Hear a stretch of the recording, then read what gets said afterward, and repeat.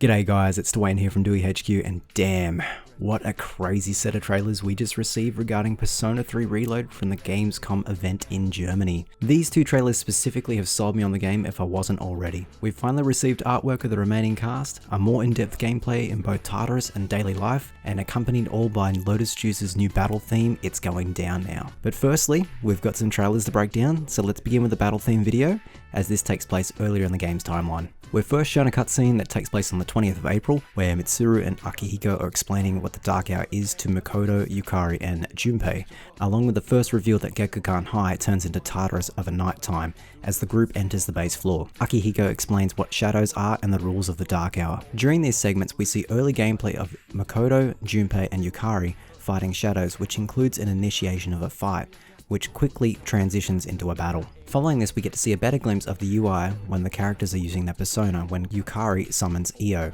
I love the small detail of Yukari reaching for her evoker before the menu covers her character model. Yukari summons Io and we get to see that nothing is censored and she's fully showing when using the evoker, as some had feared that they would cut back on this heavily due to the implications of how the evokers are used.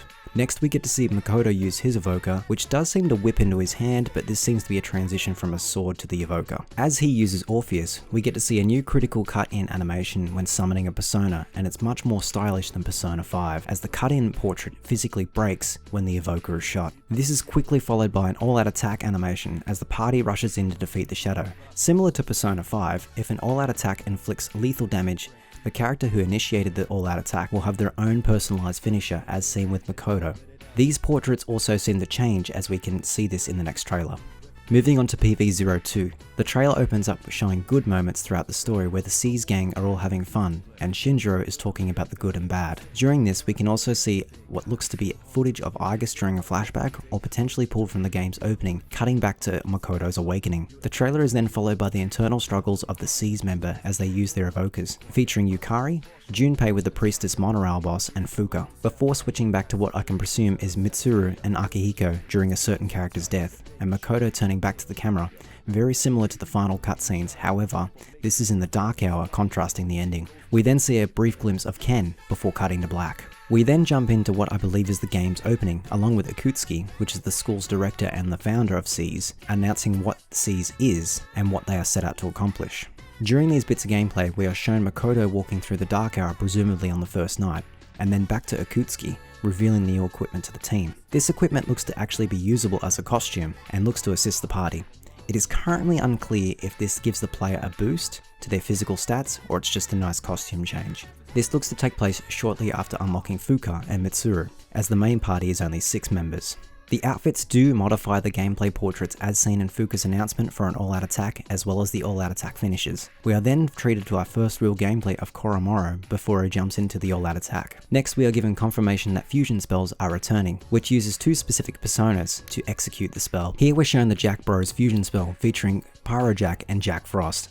I also love the fact that Makoto just walks off in the background as if this is an actual stage show. We can also see that this was used during the second full moon operation, the Lovers Fight. Afterwards, we get to see a little highlight on Ken as he trains with Makoto during December. Along with this, we also get to spend time with Koromoro as Makoto brushes his fur and cooking with Shinjiro. This could be an example of the new events you can do with some of the party members.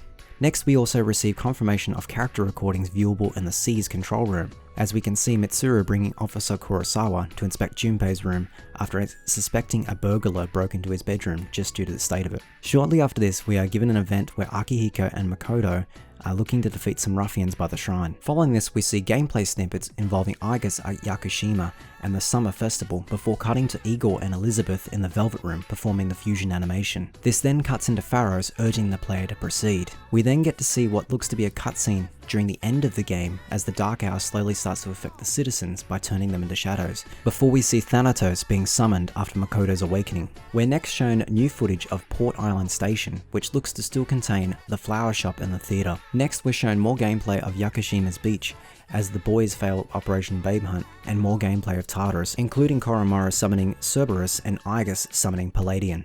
Lastly, we are shown what I can only presume is a cutscene between Junpei and Chidori as the Seize squad watches on, and then another cutscene where Fuka awakens to her persona to protect her friend, Natsuki. The trailer is then capped off with Makoto and Aigis before coming to a title screen. Confirmation of the release date has been set for the 2nd of February 2024, along with some extra pre-order bonuses, which looks to include battle music from Persona 4 Golden. Alongside this, both a deluxe and premium digital editions have been announced, which look to include an art book, soundtracks, and DLC. Not only were digital versions announced, but physical special editions were also announced, such as the limited box, which includes a C's armband, and the Aigis edition, which includes an Aigis figure, as well as the DLC. Some of the DLC will include battle music from previous titles, personas, and outfits from games such as Persona 4 and 5.